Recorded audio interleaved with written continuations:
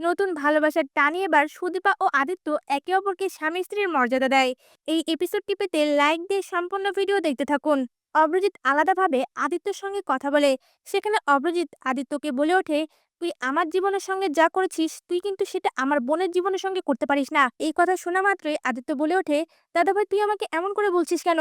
তখনই অভ্রজিৎ রেগে বলে ওঠে, তোর আর পরমার সম্পর্কে আমি সবটা জানি। আগে তোদের যে সম্পর্কই থাকুক না কেন, এখন তুই আমার বোন সুদীপাকে বিয়ে করেছিস, তাকে স্ত্রীর মর্যাদা দিতে হবে।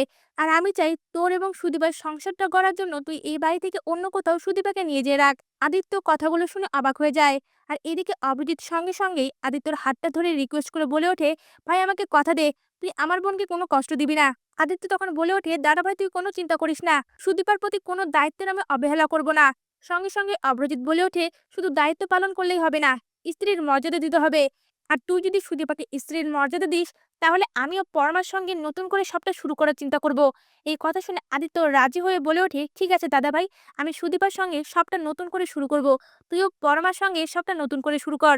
এরপর আদিত্য সুদীপার সঙ্গে সবটা নতুন করে শুরু করার জন্য তাদের রুমটা সুন্দর করে সাজায়।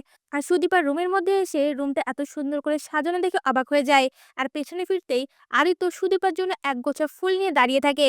সুদীপার হাতে সেই ফুলটা তুলে দিয়ে আদিত্য বলে ওঠে, সুদীপা আমি চাই আমার এবং তোমার সম্পর্কটা নতুন করে শুরু হোক। সুদীপা তখন কোনো কথার উত্তর না দিয়ে রুম থেকে বেরিয়ে যেতে লাগলে সঙ্গে সঙ্গে আদিত্য সুদীপার হাত ধরে টেনে তার কাছে নিয়ে আসে। আর সুদীপাও তখন অপলক দৃষ্টিতে আদিত্যর দিকে তাকিয়ে থাকে।